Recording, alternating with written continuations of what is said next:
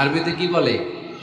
লিবাস। আল্লাহ বলেছেন, ও নারীরা তোমরা পুরুষদের জন্য পোশাক, আর ও পুরুষেরা তোমরা নারীদের জন্য পোশাক। পড়েন সুবহানাল্লাহ।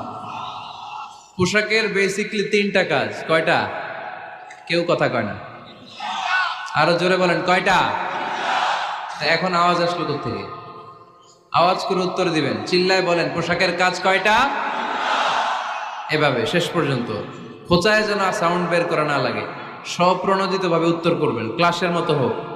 তিনটা কাজ। এক নম্বর কাজ হচ্ছে পোশাক ইজ্জতের আবরু, লজ্জাস্থান ঢেকে রাখে, ঠিক কিনা? আমাদের লজ্জাস্থান ঢেকে রেখেছে আমাদের পোশাক। ঠিক তেমনি স্বামী তার স্ত্রীর ইজ্জত হেফাজত করে, স্ত্রী তার স্বামীর ইজ্জত হেফাজত করে, স্বামী তার স্ত্রীর চরিত্র হেফাজত করে, আর স্ত্রী তার স্বামীর চরিত্র হেফাজত করে। এজন্য আল্লাহ একে অপরের উদাহরণ